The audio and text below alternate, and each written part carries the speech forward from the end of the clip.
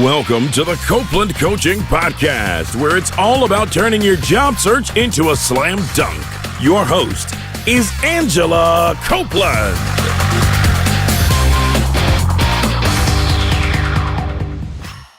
Welcome to the Copeland Coaching Podcast. I'm your host, Angela Copeland. On the phone with me today, I have Guy Primus in Los Angeles, California. Guy is the co-founder and CEO of the virtual reality company VRC, a company whose mission is to become the world leader in the production and distribution of virtual reality content. Guy comes with a track record of success, including serving as the Chief Operating Officer at Overbrook Entertainment and as the Chairman Emeritus of the Advisory Board of Georgia Tech's School of Industrial and Systems Engineering. Guy, thank you for joining me today. It's my pleasure. Thanks for having me.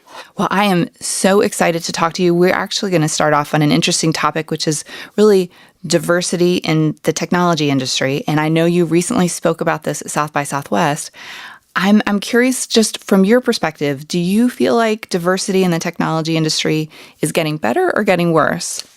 I would say that it's definitely more of a well-recognized issue. So I think it is attracting attention, attracting interest, and attracting engagement. So I would venture to say that it's getting better. Obviously, there's a long way to go, but I think that we're on a good path, and we'll find better paths, even better paths moving forward. Yeah, I think you're right. I mean, I think even just the fact that we're talking about it today shows that it's an important issue.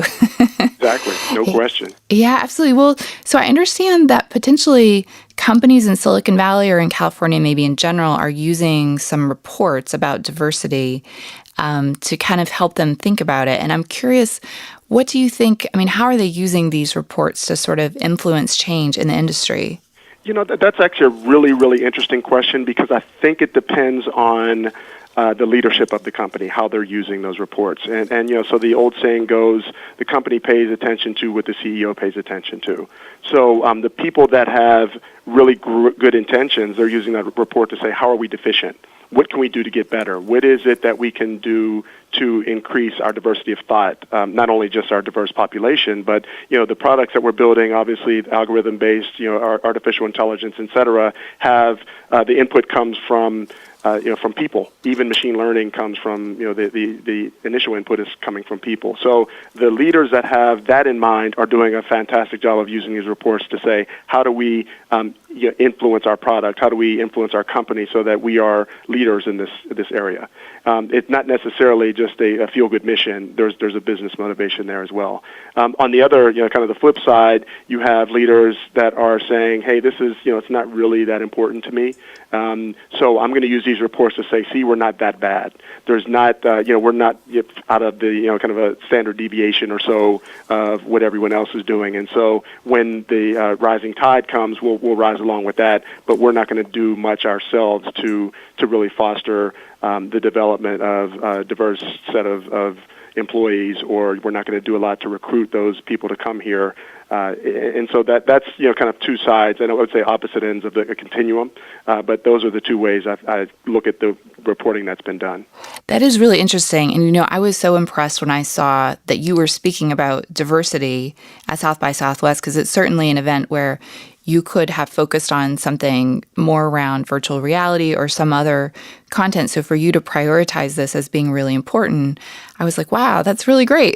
I was born black, and I'll always be black. So, I've only become an engineer in the past 30 or so years. So, I've always been passionate about it, but, really I've spent my entire life being an African American. Yeah, I think I'm only coming to realize recently just how important it is to speak about these issues that we feel strongly about, and kind of put that understanding out in the world. And I think that's really good. Well, somehow I've managed to get people to listen to me along the way, some really influential people. And so when I have the opportunity to talk about it and influence them, I'm going to do it. It doesn't make any sense not to. Oh, I love that.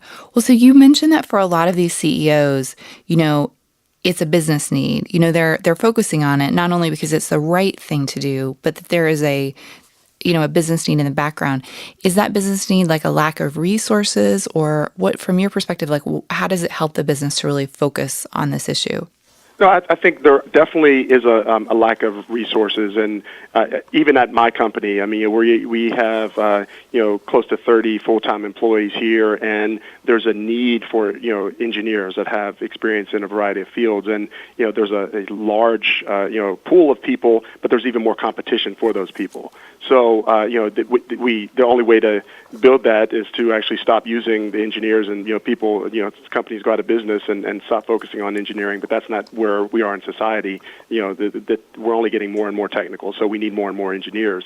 And so it makes sense to go and look in non-traditional places. When people think about engineering, it was much like Hidden Figures. You had the guys with the white shirts and the black ties and the pocket squares and the kind of cat room glasses. And as we've evolved from the 40s and 50s to today, the engineer and the engineering population looks a lot different. And so you're able to pull from more places. So that's absolutely one area. But as I mentioned earlier, I think really the more important thing is we're now a global economy. We're not just a regional or national economy. It's a global economy. The people that are going to dominate have global thoughts. There are engineers from all over the world. I mean, China and India produce a lot of engineers. In a lot of disciplines, a lot more than the United States does.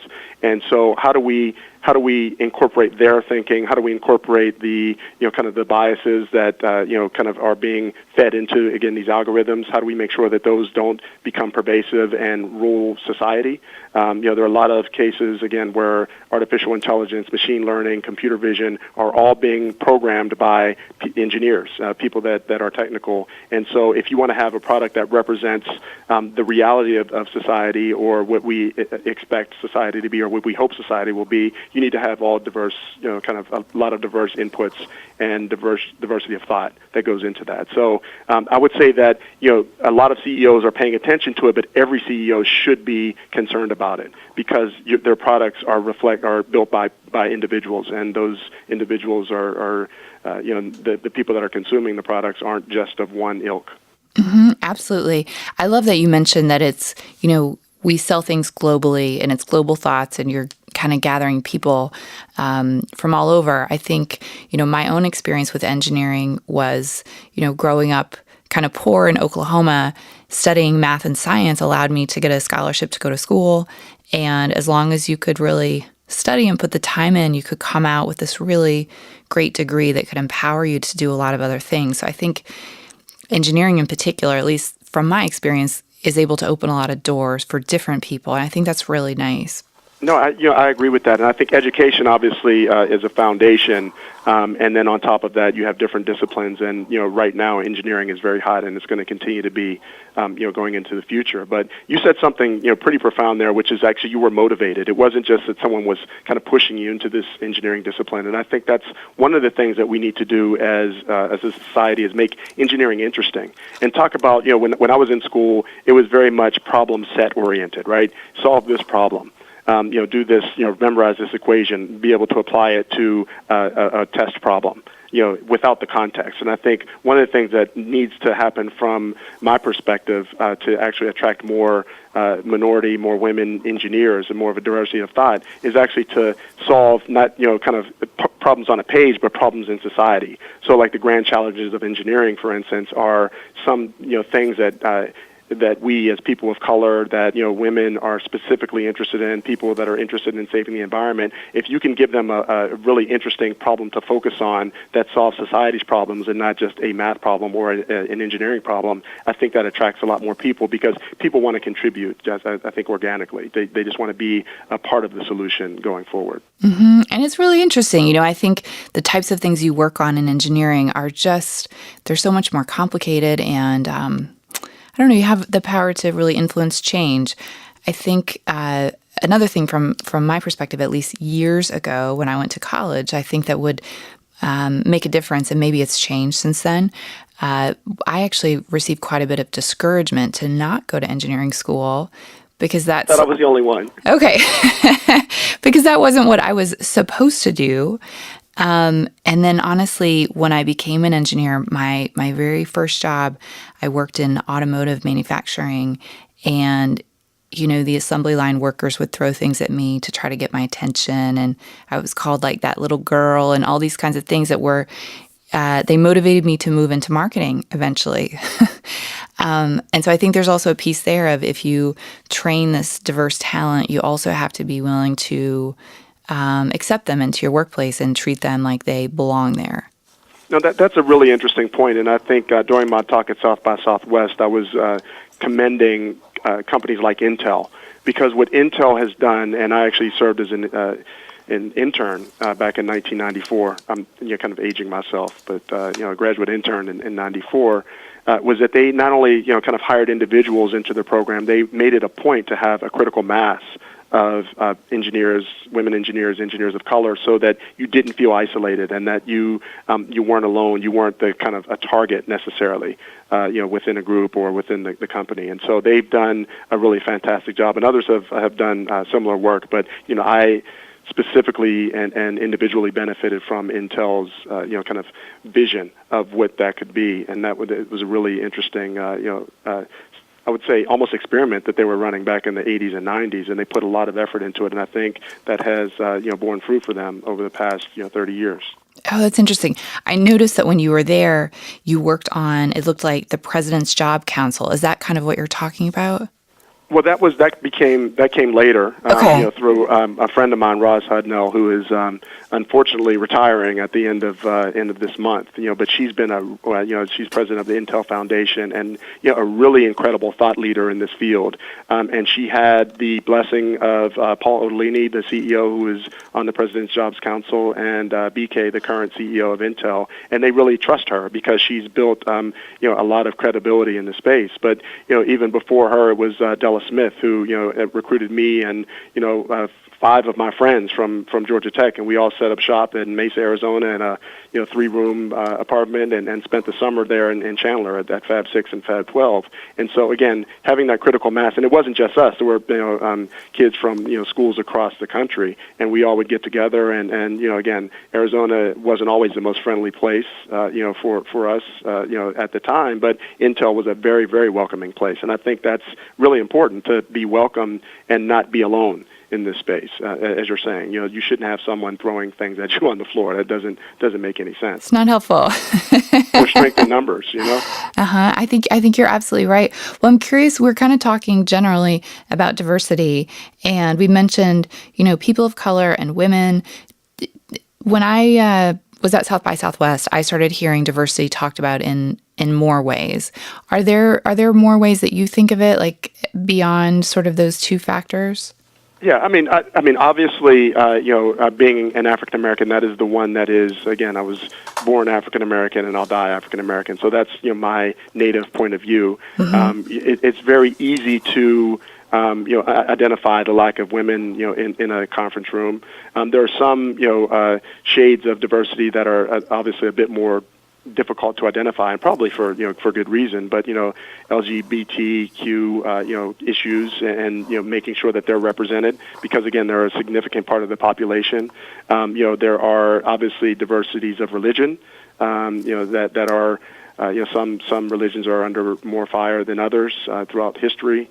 And especially in our country. And so, all of those things, are factors. But, socioeconomic diversity is something in Los Angeles that is very profound. So you have East LA, where, there's a lot of unemployment and, not a high median income. And then you have, the Pacific Palisades, where, the richest of the rich in America live. And so that's another big factor. And, understanding who the consumers are, who your targets are in industry is really important, and making sure that that's represented. And again, the people that are in East LA, I guarantee you they're every bit as smart as the people on the west side of LA. There's no question. They just have different exposures and been provided with different opportunities and have different guidance. But you have someone like will.i.am, who is a kind of a drum major for technology and diversity.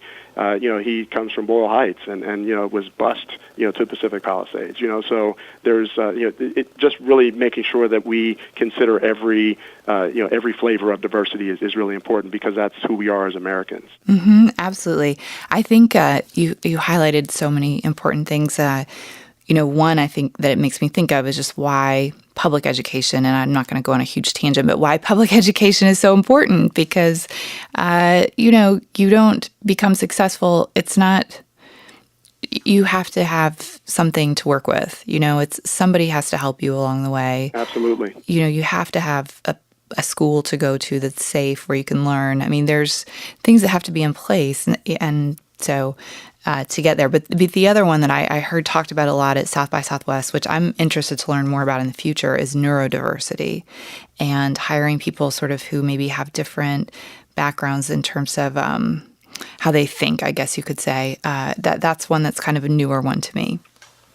Yeah, that's very new to me as well. So I wouldn't speak intelligently on it, or Sure. attempt to speak intelligently on it. Yeah. But I agree. I mean, again, problem solving happens in a lot of different ways, and I see that in my son right now. He's really, really smart guy, but he has ADHD and processes things very, very differently than the typical student, and so making accommodations, but benefiting from his wisdom even as an 11-year-old kid, he sees things in a totally different way, and it's like, wow, I never thought of that. I totally agree. It's really helpful when you're trying to solve problems. Yes, I think having ADHD allows you to sometimes see connections in the world that other people maybe don't observe. So there's struggles, but there's also real benefits to it too. Yep. Well, so I'm curious. I know for me, I went to college like 20 years ago to date myself. And, we've been talking about these issues for longer than that. And it feels like the change is happening slowly. At least that's my perception. I'm curious if you would have a similar perception and why that we're changing at a slow rate, or maybe we're getting faster. I don't know. Yeah, I mean, I would say that it definitely has happened at a slower rate. And I think that it mirrors society's change to a large degree, but it also mirrors the kind of journey that a lot of us have taken as kind of American citizens. And I think again, since we're talking about diversity, and again from my African American perspective, you look at kind of us migrating, a lot of us migrating up from the South, or our parents or grandparents migrated up from the South, and there was a security blanket that was had by my grandfather, for instance, when he went to work at Koppers. Which is a kind of a large metal kind of company that I don't think it exists anymore. But he had a very, very steady job. He was a janitor there, and he wanted his son to have an even more steady job and a higher income. So my father went to work at TWA, and they didn't know that there was such thing as engineering. I don't think they were exposed, but even if they had, there were good jobs at the post office because we needed security, and there were great jobs being a doctor or a lawyer, and so we pointed our kids in that direction. I think we've seen that grow and flourish, those industries, and now people are seeing the benefits of being an engineer, but they're also understanding that their kids can become engineers even if they're not familiar with it. So there has to be a familiarity and an awareness first, and then there has to be an acknowledgement that it's a viable career path, and it's a lucrative career path for us who are the African American communities or what have you, immigrant communities that are risk averse. And that's what's happened. And so I think the risk aversion is going away, and people are understanding what the opportunity is, and they're pointing their kids in that direction. And I think that's a necessary prerequisite for growth of the field. I think that's such a good point. I hadn't really thought about it that way, but as you were talking, I remember my very first job when I worked as an engineer for General Motors. Someone told me just before I went to work there from my family that I would be getting a locker, and they were explaining to me how this whole process would work. And I think in their mind, I was going to be working on the assembly line. Like I was prepared that I was going to have a locker. And I went in and I had a real desk, like in an office. Right. In a pocket square. Right. Yeah, and you're right. There's from generation to generation. There is a gap of knowledge, and you kind of have to immerse yourself and sort of figure it out sometimes. Right. When you're the first one, that makes so much sense. I think you're totally onto something. Well, it's interesting because I just realized that I said pocket square because I wear suits a lot. So that's I meant pocket protector, right? Well, I know what you mean. Yeah. So that's a good point. I'm an engineer who wears silk pocket squares and suits. Yeah, absolutely. For me, I had a Dremel, and I would saw things apart at my desk. So that was a really interesting. I still have a Dremel, and I still saw things. It's so good. I totally agree. Well, I'm curious if we're out there, job seeking, or maybe we're just in a corporate job and we feel like we are facing a lot of obstacles, and we are pretty sure that it's related to something around diversity. There's obstacles and they're popping up for us. Do you have any suggestions when you talk to someone like that of what they can do to try to improve their own experience? Yeah, I mean, there's, and it might sound like it's a bit of a cop-out, but I think it actually is a wise move, which is, you don't have to be the only one. I would say seek out where you're valued. This is life that everyone wants to enjoy, and you can kind of be quixotic about it and kind of chase windmills, or you can stand with people that believe in you and where there's a critical mass and they're invested in your success. And I would say that not only would make your life better, but it'll make those companies more successful and they'll benefit. And again, it becomes a self-fulfilling prophecy. The more successful companies will have, the more diverse talent pools. And so, that would be one piece of advice. And I think, the other piece is if you're in some place that you love and you're experiencing challenges, obviously, and that's probably more a common scenario and a little bit more pragmatic, is to just seek out people that have been where you are. Again, a lot of people are busy, but, just understanding that you're not the only one that's ever gone through the trials and tribulations, and getting people to offer their opinions, make introductions, make sure that you can be successful. Because I think, success begets success, and if you're good at your job and what you do, and you can add value to the company, again, the journey is worth worth it to proceed, and just making sure that you have some support in finding that, and whether it's your fellow employees and finding those people that again can understand and relate to your experience, or going outside of the walls to make sure that you have support is really important. Mm-hmm, absolutely. I think you're right. And you mentioned something, which is, seeking that support and talking to others. I think a lot of times when we are in this situation and we feel like we're the only one, we tend to keep it to ourselves. And I think it makes it even harder to kind of work through those issues. No question. Well, so I'm curious, we're talking all about diversity, but you work in a really interesting industry in virtual reality. And I've got to imagine that you may be lacking for talent in terms of, or the industry in general, and that we may have listeners that are thinking, gosh, I would love to get into that industry. It's so new and exciting. If that's the case, what sort of things do you recommend that people do? Or, how can they consider that? Yeah, generally, I think learning to code is always, really important. And it not only is a skill that's very valuable and in high demand, but the logical thought process that goes along with it is really important as well, just as you maneuver through life. So learning to code in general is important, and I would encourage people to do that. But I think beyond that, and more specifically, learning to program and code in game engines, whether it's Unity or Unreal.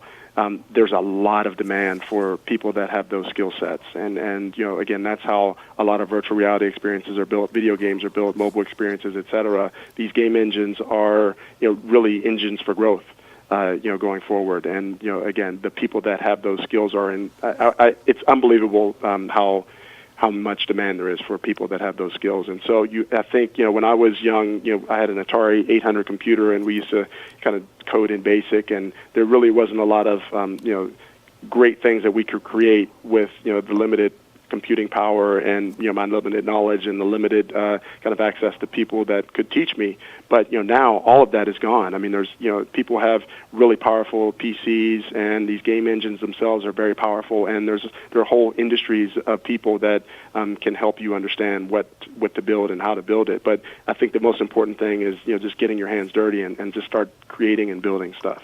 That's awesome. I'm curious, do you think it requires an additional college degree? I would have to guess there are other ways to learn to do this without having to get a full additional degree if we already have one. No, absolutely. I think most of these game engine programs, if you're just an individual coder, you can download and start playing with them yourselves, and you can build your own games. And the only time you have to pay is when you distribute the games.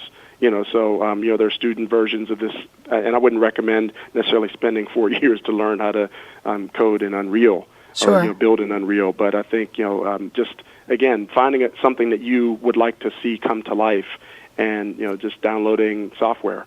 And student versions is cheap or free, and I don't think it requires. I think it really what it requires is you to be driven and interested and passionate about what you're building, but I don't think it requires necessarily formal education, although that's a quicker path, obviously, to understanding. Sure, absolutely. Well, this is so helpful. I am going to put a link to the virtual reality company in the show notes and on the website. Is there anywhere else that you recommend that we go to check out your work, or is that the best place? Well, actually, we'll be. I'm not sure when this will air, but we are in theaters kind of around the country and around the world. With one of our products called Raising a Ruckus. I just filmed a television show that stars a very well-known rapper who has a show on Viceland, and so you can see it there. But otherwise, I think a lot of the things that we're building will be coming to a city near you. And we have an app right now called Follow Me Dragon that's available on the iTunes store. So it's an AR app that a lot of people are enjoying. So I would encourage people to download that as well. Oh, that's perfect. I will put links to those things in the show notes. Well, Guy, this has been excellent. Thank you so much. No, thank you for having me, and I really appreciate your interest because it's needed and your passion shows. So thank you so much. And thanks everyone for listening. Thanks to those of you who sent me questions. You can send me your questions to Angela@CopelandCoaching.com. You can also send me questions via Twitter. I'm @CopelandCoach, and on Facebook, I'm Copeland Coaching. Don't forget to help me out. Please subscribe on Apple Podcasts and leave me a review. Thank you for listening to the Copeland Coaching Podcast today with your host, Angela Copeland. Tune in next time to get more great tips on turning your job search into a slam dunk.